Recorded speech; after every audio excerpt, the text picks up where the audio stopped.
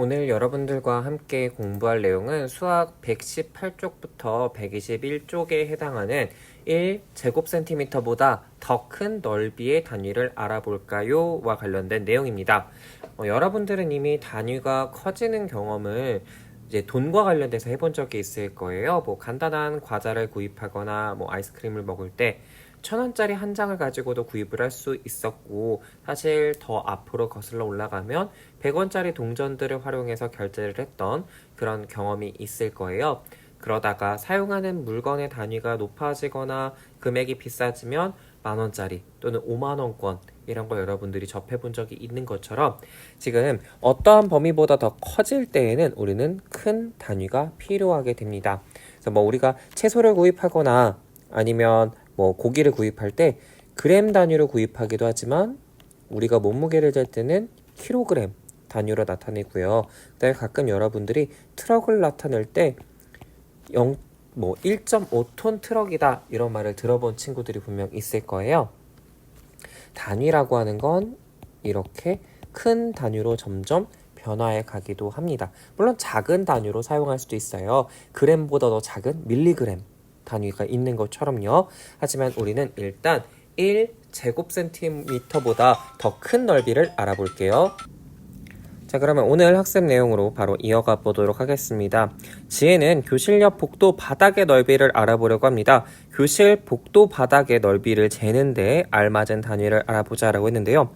자, 가로가 800cm이고 세로가 200cm인 직사각형 모양의 복도 바닥의 넓이를 구하는 방법이라고 했는데요. 우리 직사각형의 넓이 구하는 방법 가로 곱하기 세로였어요. 자, 800 곱하기 200을 나타내주면 되는데요. 자, 그럼 계산해 보겠습니다. 8, 2, 16이고요. 지금 0이 모두 4개 있죠?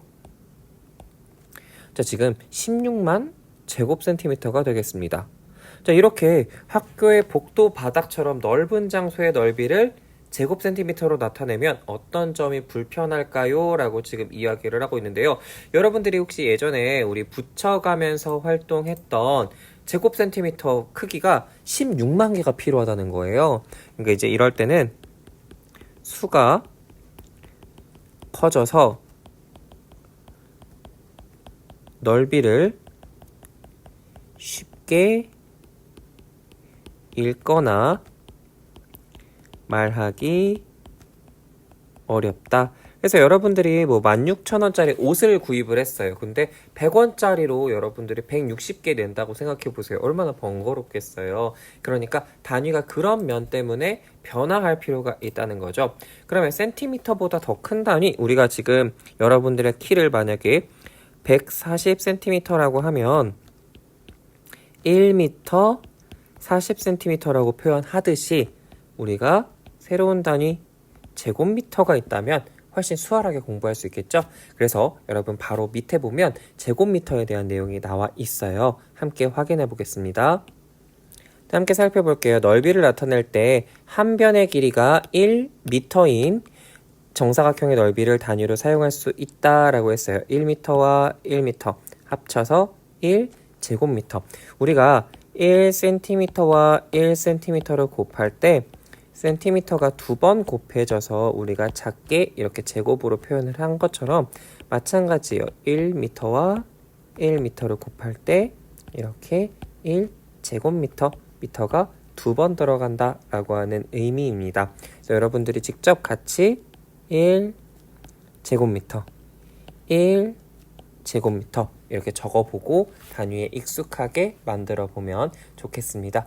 우리 이제 바로 옆으로 넘어가 보도록 하겠습니다. 이번에는 정사각형의 종이를 활용해서 복도 바닥의 넓이를 구하는 모습을 그림으로 만나보겠습니다. 자, 이 그림은요, 1제곱미터를 과연 몇 제곱센티미터인가를 알아보는 과정이에요. 여러분들이 단위 같은 경우는 항상 공부할 때 아까 선생님이 이야기할 때처럼 1m는 100cm라고 했어요. 그럼 여러분 다시 말하면 이 1m 100cm 100cm라는 거예요. 아까 여러분들 넓이 구할 때 가로 곱하기 세로를 했죠. 근데 1m 곱하기 1m를 한 게 1제곱미터였어요. 그럼 다시 말하면 100cm와 100cm를 곱했으니까 어떻게 되어야 될까요? 센티미터가 제곱이니까 100 곱하기 100 만 제곱센티미터라는 거 알 수 있죠. 따라서 1제곱미터는 만 제곱센티미터라는 의미고요. 여기 보면 이 작은 모눈 칸처럼 되어 있는 1제곱센티미터가 1제곱미터 안에는 만 개가 들어있다는 뜻이에요. 그러면 여러분 3만 제곱센티미터입니다. 이렇게 나타내어 있는 걸 제곱미터로 바꾼다면 3제곱미터가 되겠죠. 여러분 아직은 조금 낯선 단위일 수 있어요. 하지만 이 단위도 점점 익숙해지게 될 거예요. 이제 아래쪽 119쪽 아래의 문제 상황 함께 볼게요. 지금 친구들이 바닥에 앉아서 넓이가 1제곱미터인 정사각형 모양의 종이로 복도 바닥의 넓이를 구해 나가고 있어요. 자, 종이를 이용해서 복도 바닥을 지금 계속 재 나간다면 어떻게 될까? 이런 것들을 추정할 수 있는데요. 사실 이건 선생님도 지금 간단하게 우리 학교에 있는 복도를 활용을 해서 이제 테스트를 해봤어요. 물론 정확하게 이런 1제곱미터 단위의 종이를 들고 한 건 아니지만 일반적인 복도는 약 16제곱미터 정도 나오게 됩니다. 만약에 정말 줄자를 사용해서 바닥의 넓이를 구한다면 얼마 정도가 나올까라고 정리를 했어요. 이것도 역시 약 16만 제곱센티미터가 되겠고요. 이게 약 16제곱미터라고 단위를 나타낼 수 있습니다. 그러면 우리가 두 가지 방법으로 넓이를 구하면서 알게 된 점을 함께 이야기를 해보자고 했는데요. 자, 제곱센티미터를 제곱미터로 나타내면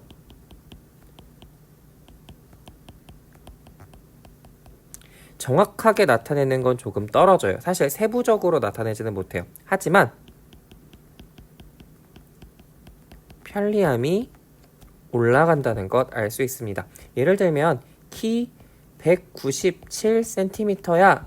되게 큰 키죠. 만약에 197cm야 라고 하면 정확해요. 하지만 이걸 2m, 약 2m라고 표현하면 대신 편리해져요.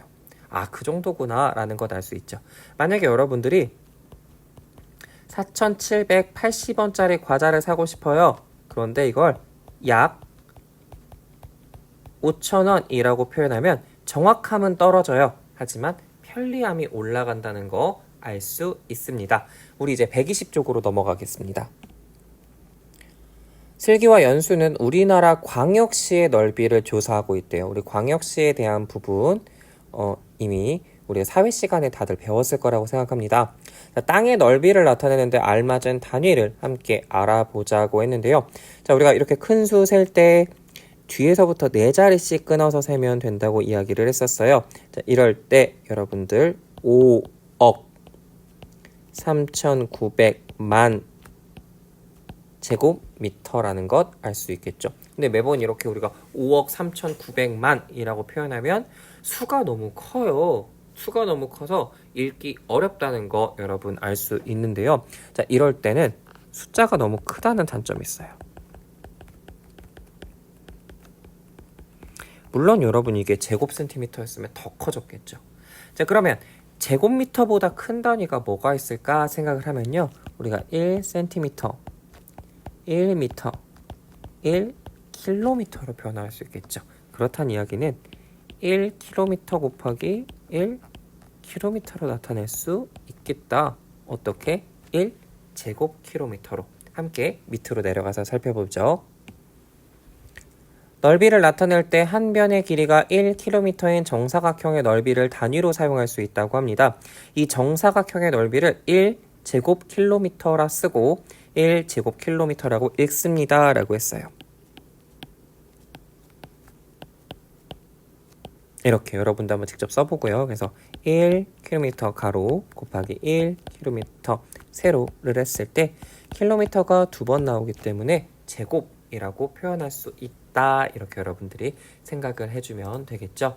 자, 그러면 여러분들과 함께 또 문제를 통해 해결을 함께 해보도록 할 텐데요. 아까와 마찬가지예요. 우리가 1제곱미터가 과연 몇 제곱센티미터인가를 구했던 것처럼 1제곱킬로미터는 대체 몇 제곱미터인지 알아보겠습니다.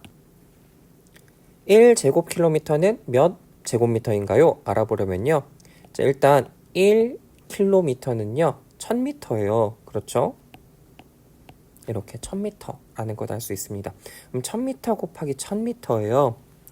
1 일단 들어가고요. 0, 0, 0, 0, 0, 0. 0이 모두 6개 들어가면 되겠죠? 한글로 여러분들이랑 함께 읽어보도록 하겠습니다. 100만 제곱미터라는 걸 알 수 있겠죠? 자, 지금 보면 300만 제곱미터예요. 이럴 때 우리가 이걸 제곱킬로미터로 나타내면 3제곱킬로미터다 라고 이야기할 수 있겠습니다. 그러면 밑에 관련된 문제들이 나와 있어요. 관련된 문제들 함께 해결해 볼게요.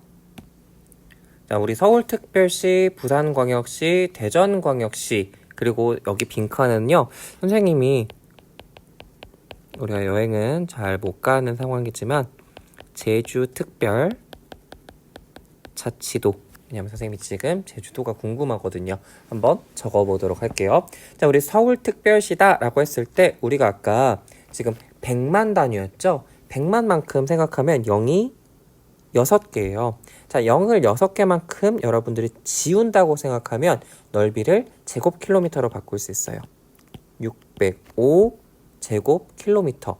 그럼 역으로 부산광역시는 770 제곱킬로미터래요. 그러면 770만큼 써주고 0, 0, 0, 0, 0, 0을 모두 6개를 붙여줘야 되죠. 0을 6개 붙여주고 나면 여러분들과 함께 읽어보도록 할게요. 뒤에서부터 4자리씩 끊어주면 된다고 그랬죠. 7억 7천만 제곱미터는 770 제곱킬로미터라는 것 알 수 있습니다. 자, 우리 아까 앞에서 나왔던 대전광역시예요. 역시 0을 6개만큼 지운다고 생각하면 539 제곱킬로미터라는 것 알 수 있습니다. 그럼 선생님이 지금 사회과 부도를 확인해 봤어요. 제주특별자치도의 넓이가 대체 얼마만큼인지 이렇더라고요. 자, 18억 5천만 제곱미터입니다. 그랬을 때 우리가 넓이 구하기 위해서 하나, 둘, 셋, 넷, 다섯, 6개만큼 지워주면 되는데요. 그러면 1850 제곱킬로미터라는 것 확인할 수 있습니다. 자, 당연히 제곱미터와 제곱킬로미터로 나타냈을 때 각각 다른 점이 분명히 있을 거예요. 어떤 점이 다른지 함께 이야기해 보면요. 여러 지역의 넓이에요. 지금 작은 넓이가 아니라 여러 지역의 넓이를 제곱킬로미터로 나타내면 제곱미터로 나타낸 것보다